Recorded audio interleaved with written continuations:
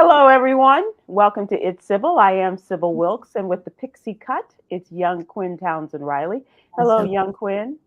Hello. How are you guys? Good. How you doing? I'm doing good. I am in the midst of living and packing, so things are getting smaller and smaller. I officially gave my 2 weeks to my boss yesterday. And very surprisingly, they are all very congratulatory and super sweet and have decided to take me out this weekend. It's kind of like a send off. And they're like, you're leaving on a high note. And we just are so proud of the impact you made. And it's just really surprisingly because I know, Sybil, like the obstacles that I face, but my job has really been such a source of stress. And so to receive this type of oh, we love you, we're gonna miss you. It's like, really? Week you're saying something different. And my boss is like, yeah, now we can be friends in real life. And I was like, but we've worked together in real life. What's the Okay. So we're gonna see how it goes.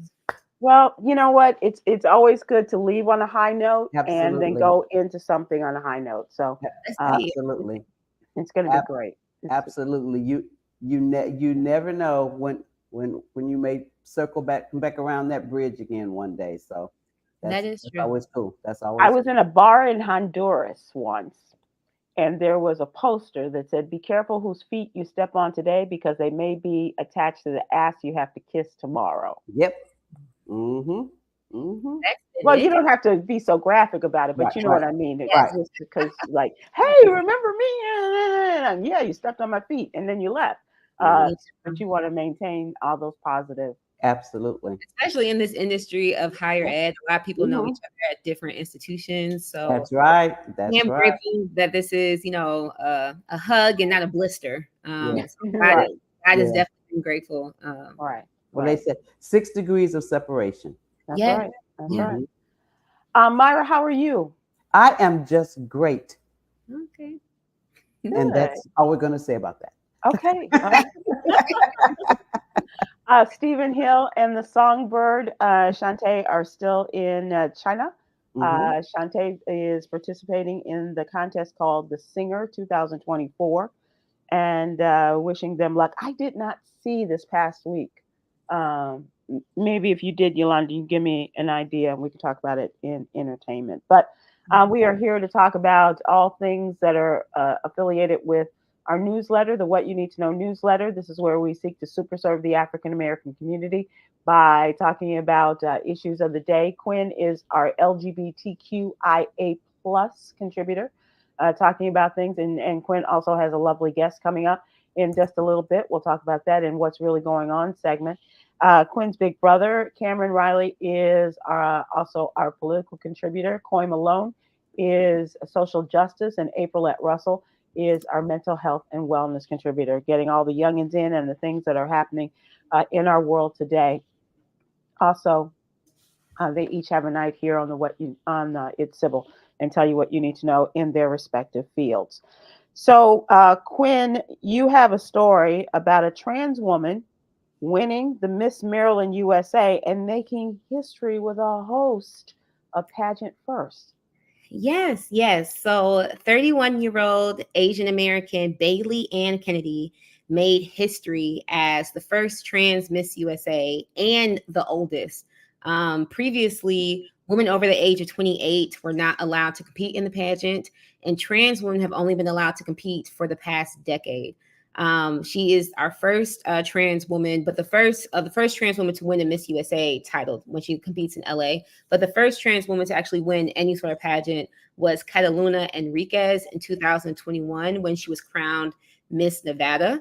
And the first trans woman to compete in a pageant at all was Angela Ponce. I think I'm saying Ponce right, who competed for Spain on the Miss Universe pageant. The Pride Center Maryland, which runs Pride's Month in Baltimore, sees Kennedy's win as a landmark moment for the LGBTQ community. And I think this is important to recognize all this type of history making that's happening, just because we're also at such a devastating and really critical time for trans youth and the LGBTQIA plus population in general. According to the Williams Institute, which is a think tank at the UCLA School of Law, they estimate that there are 1.6 million transgender people in the United States, with over 20,000 living in the state of Maryland. And over 320 and gender diverse people were killed between October 1st, 2022 and September 2023, according to a trans murderer monitoring report.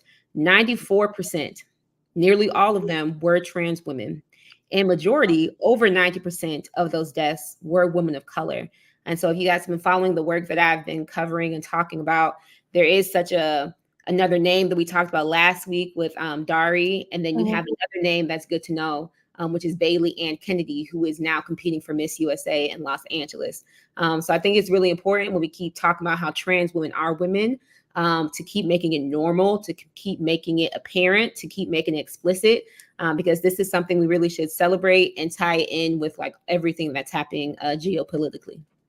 Were the rules against transgender people, transgender women entering the contest, was that ever a consideration that they weren't allowed to, or was it just never a question? It's just that finally someone stepped up and decided to enter? Yeah, well, all that I discovered was that trans women have only been allowed to compete in the past decade. I'm not sure if they married their same criteria to that of like the NCAA or even any of like our sports entities with like a certain amount of this, a certain amount of that. Because since it is a beauty pageant, I am curious like if the rules were less stringent, but I hope it wasn't because of any sort of like decadence in like transphobia and just like, no, like this is only like a woman only space, or like thinking about bikini competitions. I hope it wasn't anything that's like very small like that. But I am curious because I think especially when we talk about trans identity, and even like queer identity, like, you know, folks identify as gay and people being out in public, I wonder how many trans women have just been competing in these things and nobody ever knew that they were trans. People have been winning these things and they never knew that they were queer. So I will do more of my research now that you piqued my interest, because that's a good question. So I will, excuse me, I've got a little bit of a frog from flying, but I will tell you that, you know, I've been very transparent in terms of my guilty pleasure is watching a General Hospital, because it reminds me of my grandma. So, you know, once a week I get to watch and not, you know, focus on the news. And soap operas have always kind of led the way in that.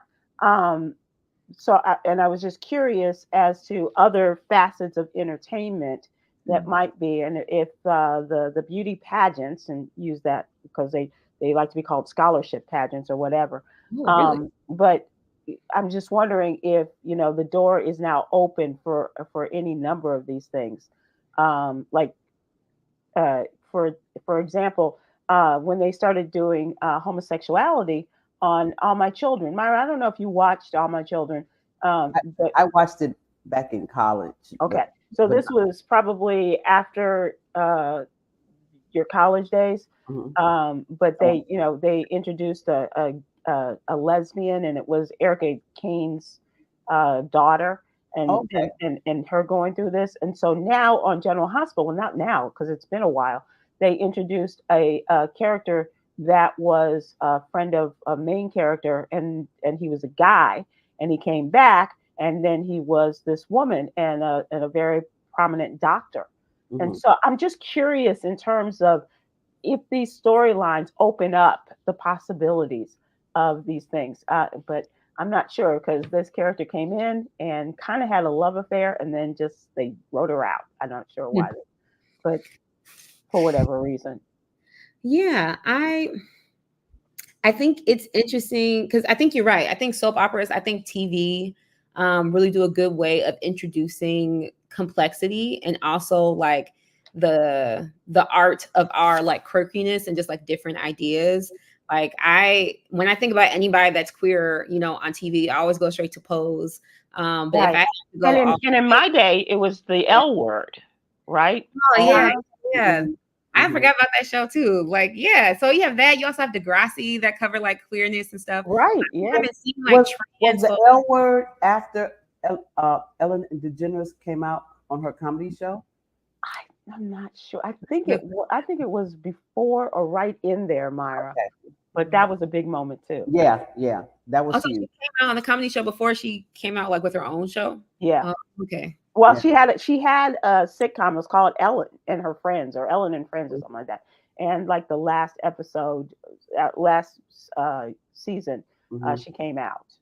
Right. Oh, They had her character on the show come out, and it was a huge, It was a huge, big deal. yeah, yeah. oh, That, okay. Oprah was on it, and it was big.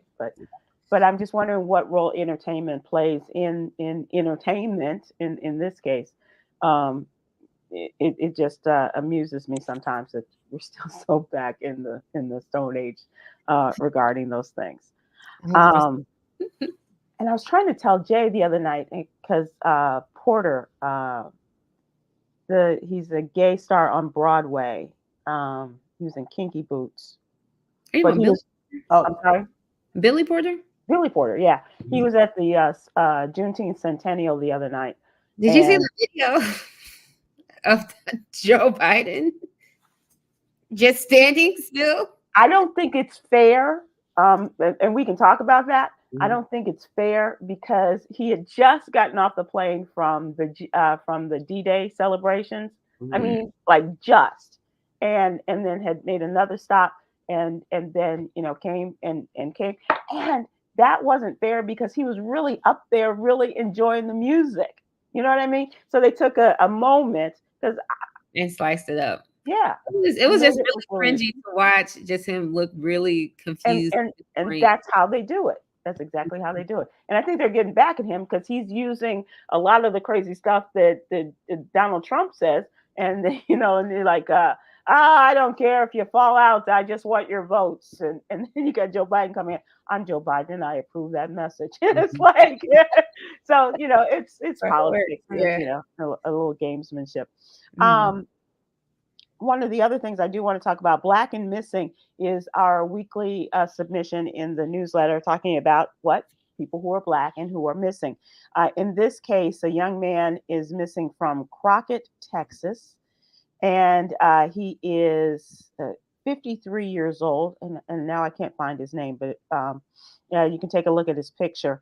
Um, Brown complexion, 5 feet 5 inches tall, 140 pounds, black hair, short black hair, eye color is brown. Anyone for information, they're asking them to take a look at his picture and go to the Houston County Sheriff or go to the Black and Missing Foundation website. We really want to put our friends at Black and Missing out of business.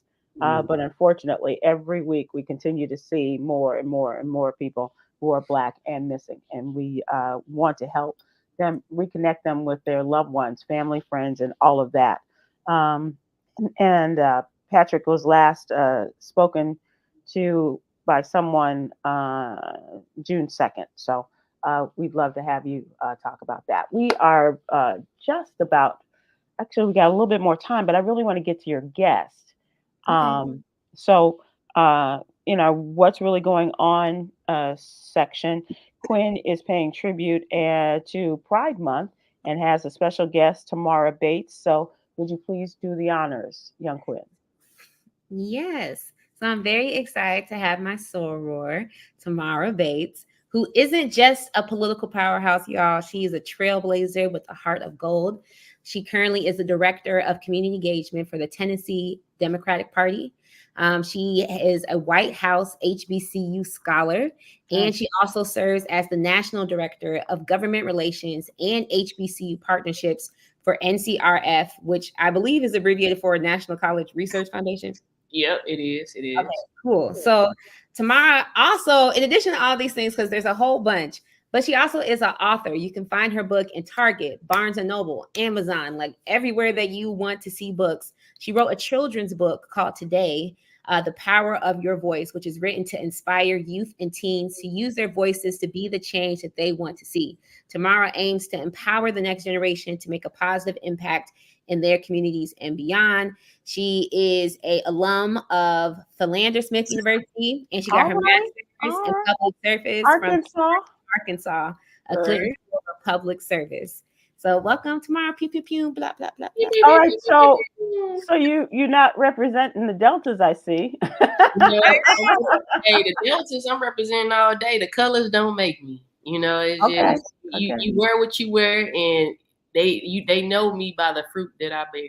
All right. Okay, all right. All You right. ain't got to wear them colors. I could put on some pink. I could put on a little red. I could put on some earphones. Maybe we put earphones on. I'm just You got your rainbow colors already, huh? yeah. So, I was on a plane yesterday with your president. She is just as lovely as she can be. she is Yeah. the change that we need for the university. So, Yeah. I'm grateful. sorry, Kwyn. I took you off topic. No, I love to talk. We can make this as super casual. Please jump out. But I do want to talk about tomorrow your experience with working with Senator Ralph Warnock, Hillary Clinton's campaign. How did you get involved? What did you learn? And how was your campaign organizing experience? Yeah, so let's start with the Hillary Clinton, because that Hillary came before the Raphael Warnock, like the Georgia runoff project, whatever. So 2016? 2016. Yes, ma'am. So, I always go back to my origin of how I got involved in politics, because as I always share with a lot of folks, my mom, she really didn't talk about politics in the house. She's a single parent, and she'll come home, she'll sneezily look at the news like she a news person. So she'll watch the news and keep the news on. But she wasn't a person to really like sit you down and be like, hey, this is who the mayor is. This is who represents us. And I really didn't have that conversation with my mom. And so when I got to college, that pretty much like sparked my interest for, lawmakers, policymakers, and overall, the people who was responsible for my everyday day-to-day life. And this guy by the name of Eddie Armstrong, he pretty much was running for re-election of state representative in Arkansas. He was one of the youngest representatives at the time. And he's like, we need to get some more young people to, knock on doors and help us, campaign. I said, sir, I don't mean no harm. Look, it's Saturday, and you want us to get up and knock some doors? I was like, gotta be out your mind. But then one of those things I thought about it, I said, well, at least I could get a free meal out of it. Because, when you in college, you miss the calf on Saturdays. That shows you eat till like 5 o'clock.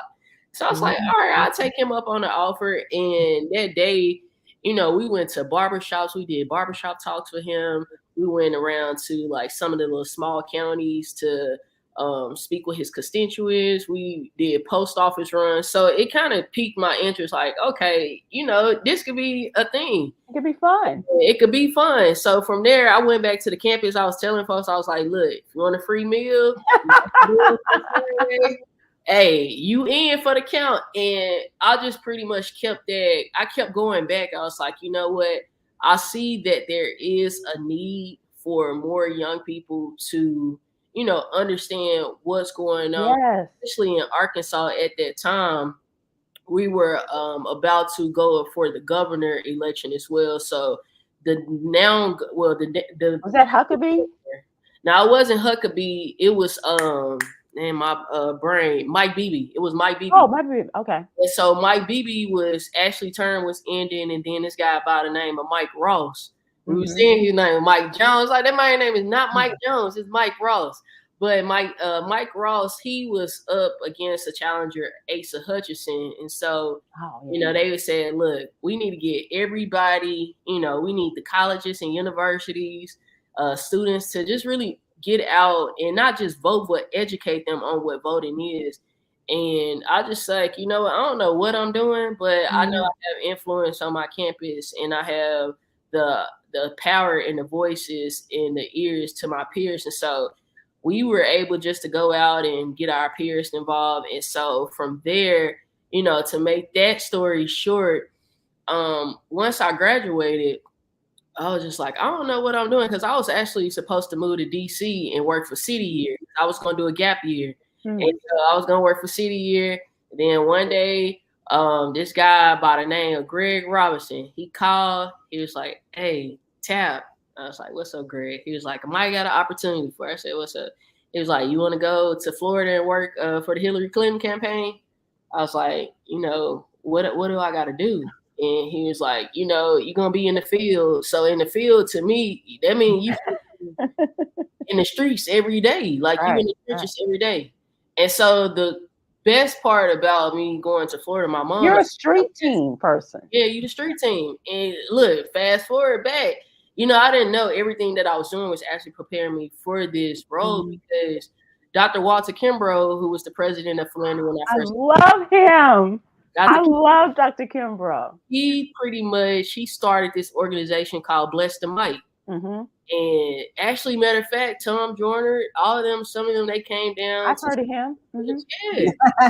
So all of them, they came, and just in general, it was just like, we want to have freshmen to come in and introduce you to a space of get out of your shell, project your speaking skills. And that organization really helped me like come out of my shell. I was already out of my shell, but it helped me like my speaking, like not be so scared just to walk up to people. And so from there, the Social Justice Institute as well was intertwining with each other. So he was like, okay, we're going to teach you all about social justice, but also too making sure that you know why you're doing what you're doing and speaking up for what is right, being an advocate for the changes that you want to see in the world. And so to fast forward, I was like, all right, you can, I can come on and, do the field organizing. And then my mom, she from Tallahassee, so it was good because I had family there. Then she had a chance to go down and see folks that she ain't kicked it with in a long time. So it was a big parent. Then for me, I was like, okay, Tally, I see what it is. And so I really fell in love with it. And that was how I was able to work with State Representative Allen Williams, former Mayor Andrew Gillum. So I pretty much formed a little coalition. But the good thing about it, Florida was rough, but Tallahassee, it was a great different animal. Man, Florida was rough, especially when you get to Duval County, Jacksonville. Duval. Hey, Jacksonville was a beast by itself. So that was like the overall space of me getting involved with the Hillary Clinton campaign. And to this day, I feel that was one of the best springboards that catapulted me into this political space, because if I wouldn't have done that, I'm not sure where I would have been. I probably would still been in politics, but how I'm here in the space and position now, that was really that springboard. That is so cool. Good for you. Yeah. So now that you talk about the position that you're in now, can you talk about your, I want to say your baby, but can you talk about your brainchild and what you do with the Black College Expo and the of these HBCU partnerships and the work you do now? Yeah, so with NCRF, the National College Resources Foundation, the organization been around for 25 years. Dr. Teresa Price, the CEO and founder, and I met Dr. Price as I was a scholar during the White House Obama administration, during the White House All-Star. And pretty much she was like, young people is the future. She was saying, we need to get more young people to, engage with young people, because she was like, I'm older. She was like, they not going to listen to me. And so she was like, how can we get just more young people to get engaged? And so they look at you and say, Tamarrow, how can I be down with you and the young people? Right. And they say you got to keep the young folks around you to stay spring. Because I feel like I'm getting a little older, so I don't know what they got going on now, but I still need my little cousin to like translate these slang that they have going on. But Dr. Price, she just always have been that space to like bring in young talent. And so I worked as a admissions counselor at Philander, and that's how I got involved with NCRF, because they bring the colleges and universities to locations where the colleges can, speak with parents and students on talk about their ACT scores, talk about getting accepted into school, but just in general, expose them to colleges, not to say that they never have ever been exposed to, but bring them in all into one space. And so if I can interrupt you for just a second, I'm sorry, Kwyn, but for a lot of these kids, and you may be one of them, this is the first generation to go to college. Right? Yeah. And so there are a lot of things that are foreign to the kids as much as they are foreign to their parents. And so there is an education process that goes on and an acclimation that the kids have to go through, but the parents ought to be aware of, and be able to think about their lives differently as well. Mm-hmm. And so that's really what it was. While I was working at Philander, Dr. Price, she was like, I just see a light in you to, illuminate the world, illuminate, the children. And at one point, she used to call me Black Ellen. I said, stop calling me Black Ellen now. I'm Black Tap. I ain't Black Ellen.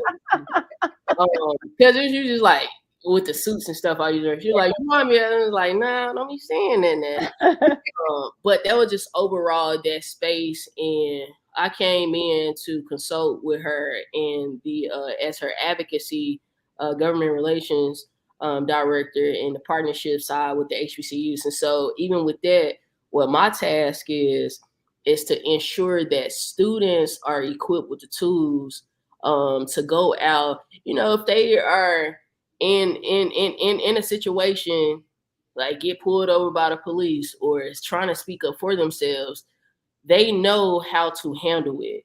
And what I mean know how to handle it is like going through the workshops of like, how do you advocate for yourself? How do you speak up for yourself? Because sometimes and I say for myself, there have been times where, I was scared to speak up. But then it's like when you speak up, it can either be a change situation or it can stay the same. And so we bring in just different speakers to just inspire the students, because it's always, you can't be what you can't see, but you can be what you can see. Right. And so just bringing that motivation around the people. And so we have different speakers like coming in from the social justice realm, education, higher education, entertainment, but we put it in a space where they can understand, like, you have to advocate for yourself, be the change, as cliche it is, that you really want to see.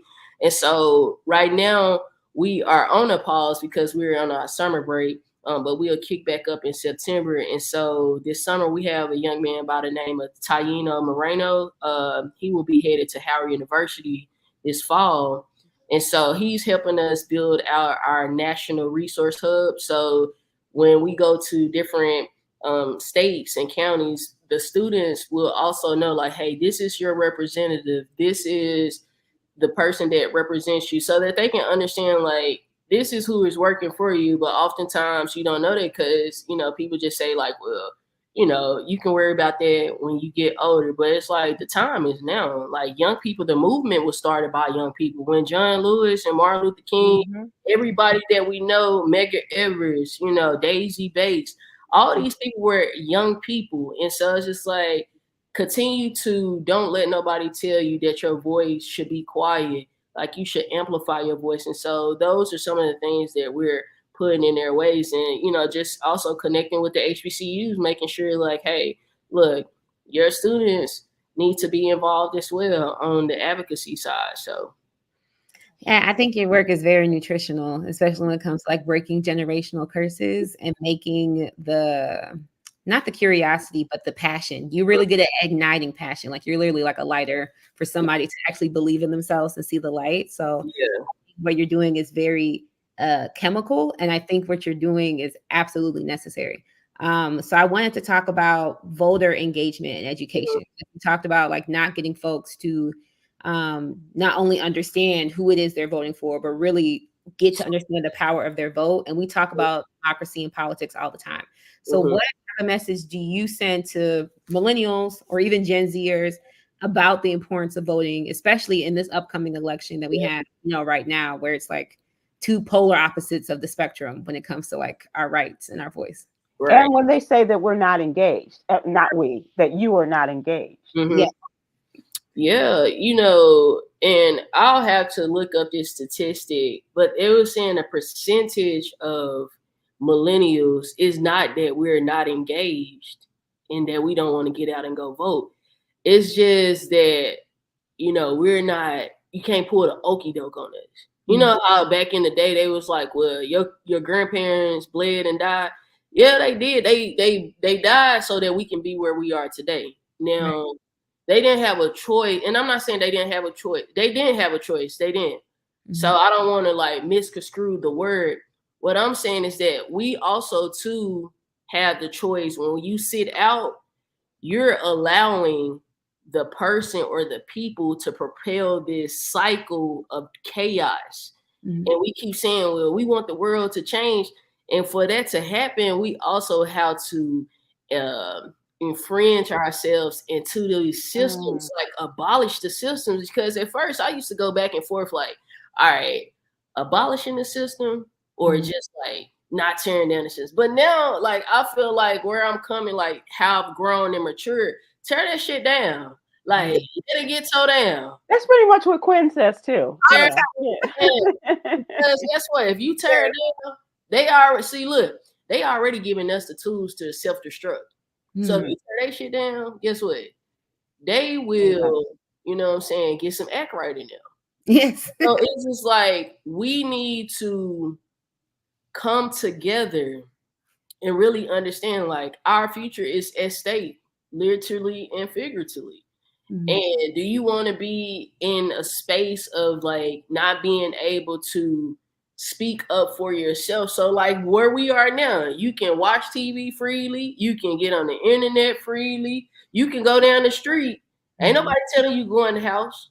It's one of these things where, like I'll say with peers, oftentimes it's like, well, it ain't hit me yet, I'm not affected. All right, well, look, wait till that gas go up. Because let me tell you, numbers speak, money talks, and a lot of these things is hitting us like with inflation at the pockets. And so I always tell like the young people, like, don't just take this lightly. Don't say, you know, well, our folks died and that was their problem to deal with, but now it's our problem. And so you have to put yourself in a space to be not only an agitator, but you have to do something about it. And so it's like when you get angry and mad, either go register some people to vote, take your cousins with you to vote, or educate people. If you don't, and I always say, look, you have a choice. You don't got to vote, but I ain't telling you not to vote. Now, if you don't vote, that's between you and the good Lord. But I want you to vote because a lot of this stuff depends on the people who are sitting in office, especially the local levels. Like I get the president and all that, like that is fine. But when we talking about Republicans are beating like the Democrats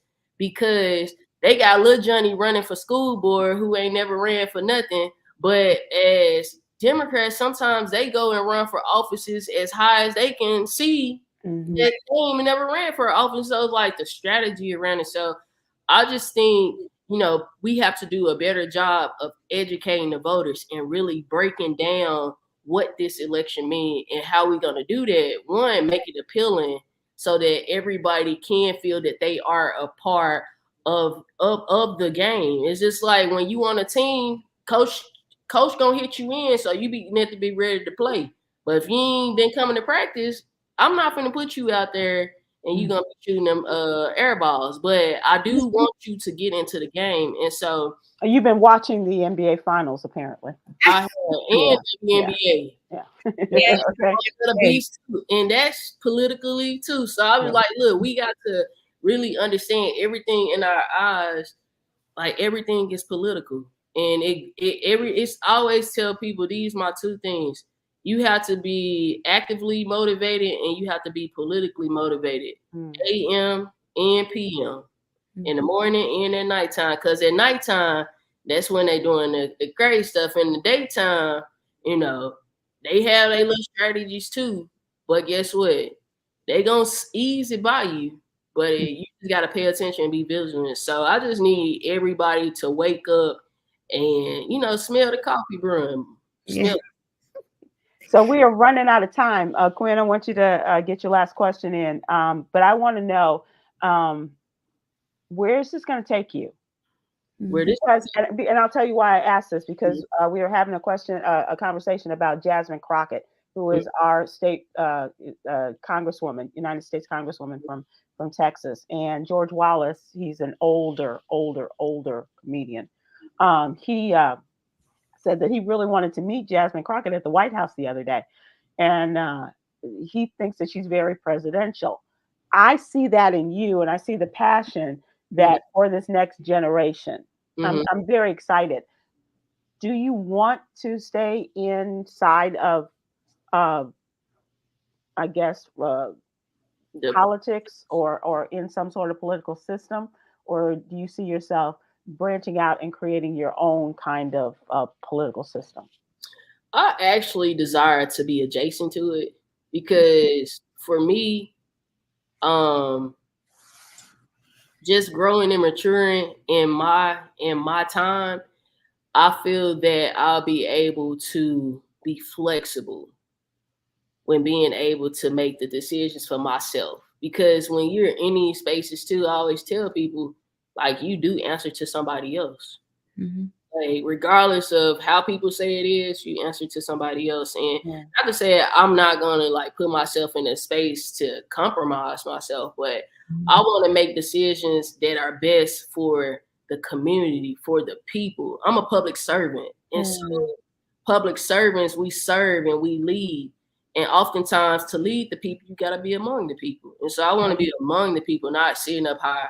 The people staring at me. I need to see you eyeball to eyeball. We need to see each other. So that's my desire, is to really be able, God, to bless me with resources so I can really pour into the community, pour into people like they poured into me, so that other little taps can be running around, or other little Tainos, other little K-Wins can be running around. Because too, back in my day, it's so Your much day. that you can do. And I would say back in my day ain't that the season, but it's just like the times are changing. So students and peers need to see that there's an opportunity for you to thrive. But just having that red tape not, bound to you, like you can do whatever you want to do. So That's exciting. Good for you. I was hoping, because it is Pride Month, Soror, and we are both queer women of color. Can you talk about what Pride Month means to you and how folks can get in touch with you and like your children's book and all the great things that you're doing? Can we move this for the next segment? Dang. Oh, wait. So what do Yeah. I do? Yeah, I know that voice from on high. The Yeah, voice I was is gonna gone. suggest that as well, if we could do that. So we will move this along, and we will go into trending Okay. and talk about things that are going on. So, and Quinn, if you can repeat your question. Okay. Right now? Mm-hmm. Okay. So Aurora, since we are both queer women of color, can you talk about what Pride Month means to you and how your authenticity led you to write your book, and how folks get involved with you and all the things that you're doing? Okay. So what pride means to me is just being confident in who you are, even when the odds are stacked up against you and seeing like what you shouldn't do. It's just being able to still go against the grain and, walk in your truth and walk in your purpose. And so that has been a, big thing for me just within these last 3 years, just walking my truth. Be proud for who you are, because, at the end of the day, you wake up with yourself, you go to bed with yourself. So be happy with you. And so that's what pride means to me, and having the people around me who also embrace me for me, and not what they see on Instagram or not what they see just on TV, but embracing me. So that's pretty much. Then, as you share with my book, I wrote that book because I've always, said that Black stories, Black representation, and stories is important. So for me, I wanted my book to be on the Barnes and Noble shelf in Target and Walmart across the world, so a child can see like, hey, there is power in my thought, there's power in my voice, and whatever I can, think, it can become reality.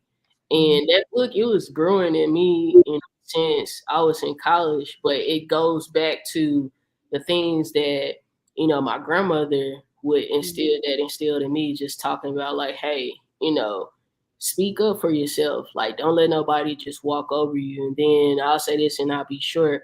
My grandmother's dad was part of the sanitation strike movement in Memphis. Wow. And so, every time I will, say like, why do I like to be like just agitate people? And she was like, well, you know, you got to go back and You look. come by it honest. And so, you know, but again, like I said, my mom didn't talk because this is my dad's mom, but she would tell me, she was like, you know, my dad, he was out there marching with the people for the people. And so it's in your bloodline. And so for me, I said, everybody needs to understand that they have a heritage of somebody that has spoke up for them so that they can speak up for the next generation of people. So that book, it was just, you know, it wasn't by happenstance. It was destined to be. And so I'm just grateful that I was obedient to, you know, go ahead and get it done and let that book be a seed for somebody else to birth their dream too in the reading world. So give us the name of the book again, Tamarrow. It's called The Power of Your Voice. Okay. Yep. And your social media, so that folks can get in contact with you too. Right. Yeah. So my social media is Tap the Connector. Why tap? I was never asked you that, but why tap from Tamarrow? So okay, you know how they were saying you got multiple gifts and talents. I really do. God bless me with like some beautiful talents. I play the drums. Mm-hmm. So, you know, I'll be like Tapping. Yeah. I want to learn how to tap though, for real, but Right. it really make my name tap. But no, I play the drums. My dad, one day he got a drum set and a keyboard. My first song was Stevie Wonder, Thinking About You. And we was back there like bumping. My mom was like, y'all need a band. And so I kept playing and been playing ever since. So my family just like, hey, you always tapping on pots and pans, just tapping on stuff. So they just call me Tap. Well, thank you so much for taking the time. So you are amazing. I'm so glad that you exist. Oh, thank y'all so much for having me. This is a beautiful show. And more stuff like this is needed because it's so many of us out here stories that, you know, need to be uncovered or told. So thank y'all for sharing part of y'all. Keep sharing your story. You really are. You are quite a young woman. Meeting you. Appreciate it. I really appreciate your energy because you answered my question, which was going to be, what do you go out and tell your peers who feel disconnected from everything? Right. The only thing I would add is that I also tell my grandchildren who feel like, well, that ain't about me. I said, but it's not just about you, because when I vote for my children and grandchildren and great-great-grandchildren who I'll never meet. Right. Yep, you're right. That part. It ain't about us. Right. When we think about it, we was here to come serve somebody else. Right. And so that's how we get, you know, blessed too. So thank y'all so much. Like this has made my night for real. Well, you made ours too, and keep going to the barbershops. I love going. Once Tom sent us on a whole round robin of places to go, and my favorite place was going to Fat Mark's Barbershop in Detroit, Michigan. Yeah, it was a good time. It was a good time. All right. Well, thank y'all so much, and y'all have a great night. And Caitlin, look, hey, happy packing, because I'm moving too. So do your thing. We're gonna pack up. Where are you going? I'm gonna be here in Nashville. Oh, you know, you gotta move. You gotta move on up. Girl, you moved across the street. I'm moving across the coast. We do not have the same stress. We ain't in the same stress. So I'm just saying, I'm reaching out, sending some good old vibes to you, sis. Oh, okay, well, thank you. I need congratulations to you. We look to hear more great things from you tomorrow. All right, y'all have a great night. Be safe. All right. Thank you. All right. Bye-bye. Great job there, young Kwyn. Another great guest. I thought y'all would really click and get along. I love seeing you when your face lights up, Sybil, when you're excited about something. You look like a 5-year-old at a Christmas tree. You're like, yes, and it's like, yeah. That's very funny. That's very funny. Well, I really enjoyed it. I really did. Continuing the conversation about trending topics. Myra, are you working anytime soon? Not until next month in St. Kitts with the takeover. St. Kitts is next month. Okay. Yes. And young Kwyn she got a job. she just needs to get there. Yes, when I get there. Okay. And you're going out soon to look for a place to live, huh? Yeah, so we'll be flying out there June 26th to look at apartments. But it's so interesting now that you can actually do like FaceTime tours. So, they have the 3D layouts. So I was actually pretty satisfied with the FaceTime tours, but my mom was not. having it. She was like, you You need got to to go do out the glove there test first. and all Look, that kind of you got to go out there and make sure you see a ceiling at the top of what you done looked at. And Yeah. go. Yeah, it was. And one of the things that I learned the hard way was people who don't understand the difference between walking on a house or an apartment floor Mm. as opposed to the stomping that goes on in big box stores, and they can't they Oh, just yeah. everything is very big and it's loud and it's like Yeah, that's trying to something too. And seeing like the neighborhood. yeah. Yeah, Like absolutely. my grandma, they're really big about like, okay, what neighborhood do you live in? Who primarily is there? Is their park?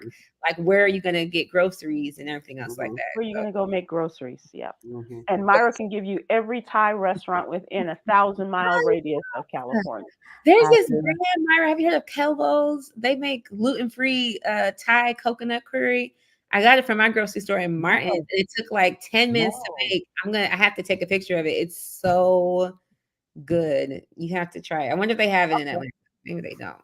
But yeah. No, not if it don't come with sweet tea and hot buttered grits. No.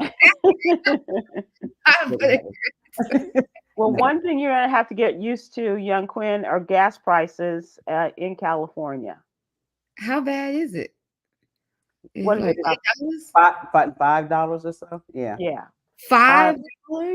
their gas prices are on U.S. Yes, decline ma'am. across most of the U.S., but with the exception of out west.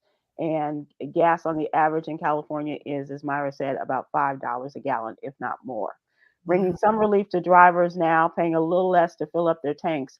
According to AAA, the national average for gas prices this week is about $3.44. That's down about 9 cents from a week ago, marking the largest 1 week drop recorded by AAA so far in 2024. The average was also more than 19 cents less than it was a month ago. In Dallas, it really jumped up. It was like, hovering around $3 or something, and it jumped up to about $3.50, $3.60. Last week I paid $2.80. Oh wow. And it was real gas. I mean, I was able to leave the gas station and do stuff. But I went back driving in from the airport today, and it's gone back up another 20 cents. So, but it's real. But I was talking to the Uber driver last night in DC, and he's like, "Yeah, it's about 3:30." And I told him my $2.80. He said, "Let me go get a can. You just send me some." Okay. But the paying for gas in California is no joke, young Queen. Yeah. I'm not looking forward. I think that's why when I flew out for my interview and I was asking him like where do folks typically like live, and he was like, yeah, like some folks like they do drive like 45 minutes out, but he was like, if I would suggest if possible if you can stay within Marina Del Rey so that you not have to drive, like you could end up biking or something. So that's where I've been looking. But of course, like that convenience is more expensive. But one thing about me, I'm gonna enjoy my rent very well. If I have to, I will enjoy this apartment. And I will settle on, eating ramen for about 3 months straight, if need be. If I am not going to pay $5 a gallon for gas, like that's just. And that's why it's good to find a community, a place where you can go to get your groceries, where you can go get your hair goods, where you can go to get a cup of coffee, or find your McDonald's, that you. This will be the first time without. I'm actually living and working outside of Chicago. But I haven't lived and worked in a place where like I actually had a hairstylist within 5 to 10 minute radius. Like I'm so used to like having to drive 3 hours or like fly to go get my hair done. So I'm really excited to just have a beauty supply there. Like I can get my bonnet, I can get my gel, I can get like I don't have to Amazon anything. Like this is so convenient. So I'm Myra, excited. did you ever live in the marina? No. I pretty much was. I was a Dina girl, Pasadena, Altadena. Yeah, but I love that area, and I even thought about the Culver City area, which isn't far from the marina at all. Yeah. How far is Pasadena? Is that still LA? Yeah, well, it's 12 miles from downtown Los Angeles, but But 12 miles as opposed to how many hours? Pasadena is up against the mountains, so we're on the other side of the beautiful waters of Southern California. It is absolutely beautiful. Young Quinn, California girl. One of the things that came out of the newsletter this week was congratulations to Morgan State University. This was in our HBCU corner. HBCU marching bands have a unique star power. It's impossible to replicate. And so a lot of the members, including the drum majors, become stars in their own rights and frequently booking more paid traveling performances in a year than they have football games. The magnificent marching machine of Morgan State became the first HBCU marching band to perform at the annual D-Day Memorial Parade in Paris. Wow. This is huge for Morgan State and huge for an HBCU, said the band's director, Joreen Reed. This is huge for Morgan State. One, being that there are Morganites that served after World War II that will be traveling with us and that are near and dear to us. And that was the whole thing, was 80 years since D-Day, when Americans helped push back on Nazism, on Hitler, and turn the tide of World War II for many people. And there were just a few Black parts of the military that were segregated, obviously. That didn't happen until Truman was president, but that they, were important to the passage of the D-Day declarations that were made, as well as I said, turning the tide of the war. And it's good that Morgan State has such a great history, as you know, Kwyn, and will be a part of Morgan State, and understand that they are very proud of who they are, where they come from, and where they're going. Yeah, this is so cool. Congratulations. Go MSU. Okay. And we're going to close out with entertainment. Myra, did you hear the story about the Four Tops singer? His name is Alexander Morris, and he sued the hospital in Detroit for racial discrimination. The hospital apparently didn't believe that he was a celebrity. One of the Four Top singers is suing the hospital for racial discrimination, claiming white staffers sent him for a psych exam because they didn't believe that he was a famous member of the Four Tops. Oh. And so they sent him to the psych department, and finally he was able to convince a nurse that was him in a video. But this brings to mind a lot of things. Wow. First of all, where you're going and who you are representing yourself with, and a lot of people. But who's your advocate? Who was with him when he thought he was having a heart attack? Right. Wow. That they would put him in a psych ward. Well, yeah, the Four Tops, whatever. And it ended up that it exacerbated his heart condition, and now he may need a heart transplant. Oh, wow. Oh, he should definitely be suing. Oh, my God. He filed the suit against Michigan's Ascension Macomb Oakland Hospital, explaining he was rushed by ambulance last April with chest pain and difficulty breathing. When he got there, he told the nurse and security guard he was a member of the famous Motown band. In the morning, he said that he wanted the hospital staff to know he was famous because of security concerns with stalkers and fans. But he said a white security guard apparently did not believe him. And he said a white ER doctor didn't believe him either. And so between the two of them, they prolonged his getting the help that he needed. How old is he? Did you say? I think he's for some reason I saw that he was in his 60s, Myra. Oh, okay. He's, so a newer member. Yeah, newer member, right. Okay. Let's see. In the suit, he claims that he was asked if he could prove his celeb status by showing his identification, but a white male security guard ordered him to sit his Black A down. Wow. Now, if that's not worth a lawsuit, I don't know what is. Mm-hmm. He was taken off oxygen, strapped into a restraining jacket, and was only released from the restraints after 90 minutes when he was finally able to show a nurse a video of him performing with the Four Tops at the Grammys. 90 minutes?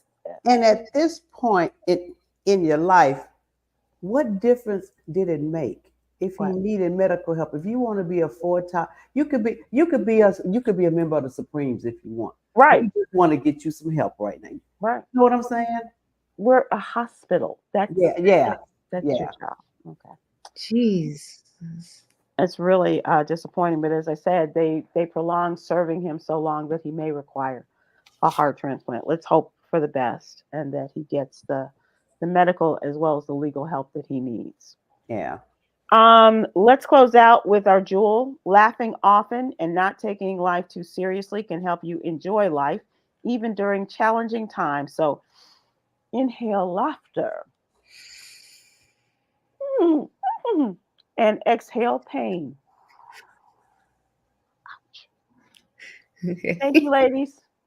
Thank you. Everybody. Good luck, young Kwyn, with the packing and not packing. Y'all may see me holding the camera like this next. Take care, everybody.